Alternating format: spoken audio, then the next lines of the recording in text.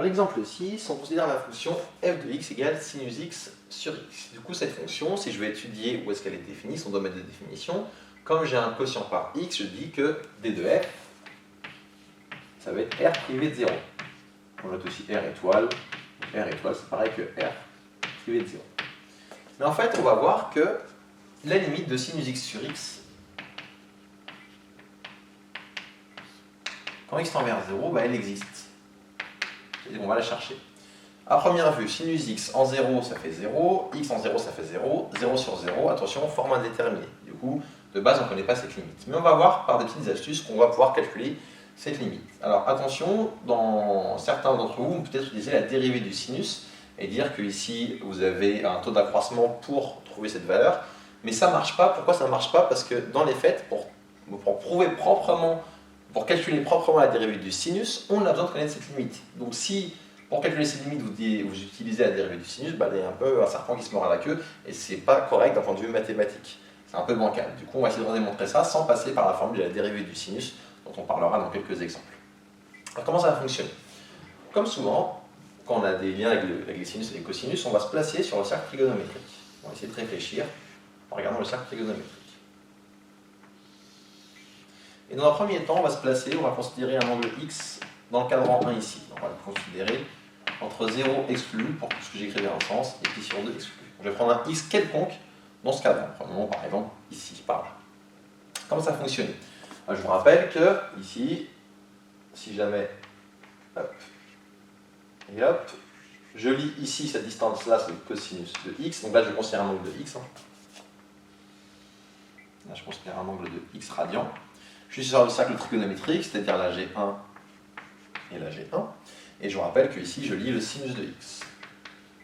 Donc la valeur qui est là, qui est la même que celle qui est là d'ailleurs, si je le fais d'ailleurs en pointillé, donc la valeur qui est là, c'est la même que celle-là, c'est le sinus de x. Et en fait, si je ne vous l'avais pas dit la dernière fois, je pense quand j'avais fait le cercle trigo, quand je vous ai présenté le cercle trigo, on peut également lire la tangente sur ce genre de... grâce à ce dessin, on peut lire la tangente de x. Comment ça va fonctionner? Je vais prolonger ici mon trait, mon segment à ma droite, et je prends ici, tac, la tangente au cercle dans ce point-là. Et justement, quand je fais la tangente au cercle dans ce point-là, la longueur qui est ici, ça correspond à la tangente de x. Je voulais vous en convaincre en faisant le théorème de Thalès. Le théorème de Thalès, dans le triangle qui est là, vous avez ces deux droites qui sont parallèles, et je vous laisse vous entraîner à faire Thalès en ayant en tête qu'en fait, quand je suis sur le cercle de rayon 1, cette longueur ici vaut 1, là vous avez le cosinus, là vous avez le sinus, et là justement démontrer que là ça correspond bien à la tangente, grâce au théorème de Thalès. Je vous laisse faire un petit exemple. Et du coup en fait, qu'est-ce qu'on obtient ici? Alors de ce cercle, c'est là où je vais avoir quelque chose qui est un peu... bancal, c'est pas le bon mot, mais je vais utiliser quelque chose qui n'est pas au programme, que vous ne connaissez pas, pour pouvoir conclure, mais je vais vous l'expliquer quand même. Ce qui va se passer, c'est que donc, ici, la longueur que j'ai là, de ce point-là à celle-là, donc cette longueur-là, c'est celle-ci, c'est le sinus x. En fait, ce qui va se passer, c'est que la distance pour aller de là à là, donc cette longueur-là, elle est forcément inférieure que celle-ci. Pourquoi? Parce que pour relier deux points, la méthode, alors deux façons de le voir, pour relier deux points, la méthode la plus directe, c'est le segment. Donc là, clairement, pour aller de là à là, c'est le plus rapide. Et une autre façon de voir ça, c'est que si je veux calculer la distance de ce point à cette droite, il faut faire ce qu'on appelle le projeté orthogonal. Et comme là, ici, j'ai un angle droit, ça correspond bien ici au projeté orthogonal. Et donc, c'est là que j'ai la distance minimale entre cette droite et ce point. Ce qui fait que cette longueur-là, elle est obligatoirement plus petite que cette longueur-là qui est dans cet arc de cercle. Et si vous vous souvenez du périmètre d'un cercle, le périmètre d'un cercle, c'est 2π fois le rayon. Donc ici, le rayon, il vaut 1, donc le périmètre de ce cercle, il vaut 2. Et en fait, on peut généraliser cette formule. Si je veux le périmètre de juste cet arc de cercle, ça va être la longueur de l'angle, x, fois le rayon. Donc là, je vais avoir x fois le rayon qui vaut 1. Donc la longueur qui est ici, je vais remettre des couleurs pour être plus parlant. Je dis que la longueur qui est là, donc ça c'était le sinus x, c'est inférieur à la longueur qui est ici. Ça, c'est x, et c'est inférieur à la longueur qui est ici. Et vous avez démontré par Thalès que ça vaut tangente x. Qu'est-ce que je vais faire cette expression maintenant? Je vais diviser chaque terme de ici de mon équation par sinus x. Allons-y. Si je divise tout par sinus x, comme mon sinus, comme je suis dans ce cadran-là, mon sinus il est positif, donc je divise par un nombre négatif, ça me donnait sinus x sur sinus x, ça fait 1. Je vais avoir x sur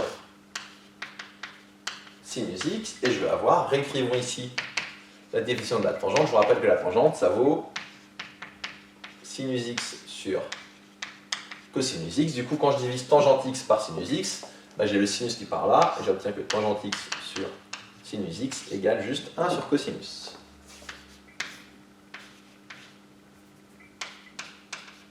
Maintenant j'ai cette ici succession d'inégalités, je vais passer à l'inverse.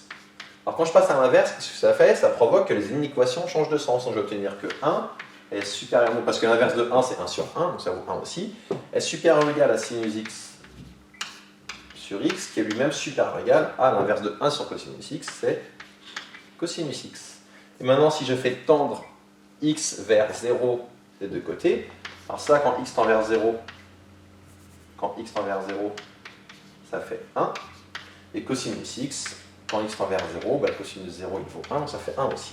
Alors attention, petite nuance, comme j'ai pris un x entre 0 et pi sur 2, là en vrai, la limite que j'ai calculée, c'est quand x tend vers 0 plus, dans un premier temps.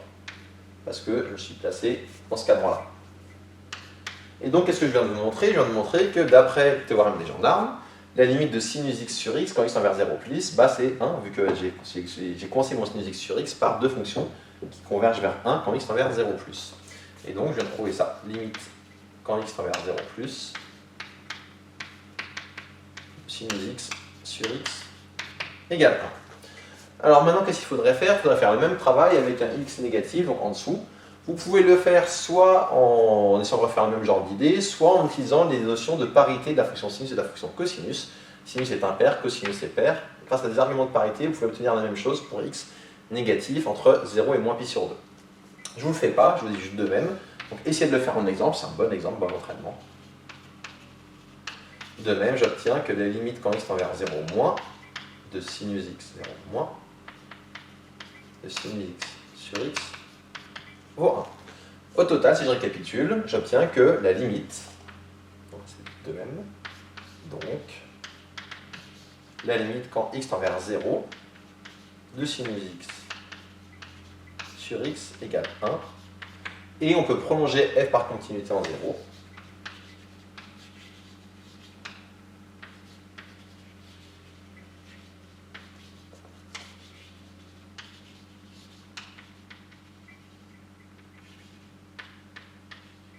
En posant f de 0 égale la ligne que j'ai trouvée, c'est-à-dire 1. Donc cet exemple, c'était pour vous montrer quel est le principe d'un prolongement par continuité. C'est aussi parce que calculer la limite de sinus x sur x, à mon avis, on ne vous l'a jamais fait ainsi, ou pour peu d'entre vous, et ce qui fait que si on vous démontrait la formule de la dérivée du sinus en utilisant que vous connaissez déjà cette limite, bah c'est pas terrible si la limite se démontre elle-même. Enfin, pour ceux qui ont calculé cette limite grâce à la dérivée. Donc ça se mord un peu la queue. Par contre, je vous rassure tout de suite, c'est quand même un niveau, enfin, c'est pas si compliqué que ça si on regarde bien, mais ça peut en effrayer certains d'entre vous. Donc vous n'avez pas forcément besoin de savoir refaire ça pour réussir votre DUT. On va faire des choses bien plus basiques en termes de fonctions dans ce DUT Gym. Et malgré tout, ça me tenait à cœur de vous faire un exemple comme ça un peu technique, de vous montrer un peu comme des fois, en raisonnant un peu, on peut calculer des limites grâce au théorème des gendarmes ou à ce genre de choses, au cercle trigonométrique, même si, en vrai, d'un point de vue mathématique, vous dire on voit que cette distance violette est plus petite que la orange, qui est plus petite que la bleue, c'est pas très rigoureux. Mais là, l'idée c'est de vous faire sentir comment ça fonctionne.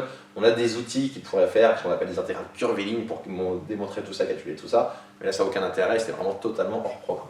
Donc l'idée c'est juste de vous montrer un petit peu comment ça fonctionne, de vous parler un peu de prolongement par continuité, et je le redis, rassurez-vous, pour avoir cette DUT Gym, vous n'avez pas besoin de maîtriser ce genre de choses. Ça c'est un niveau un petit peu au-dessus, mais je voulais vous montrer au moins une fois.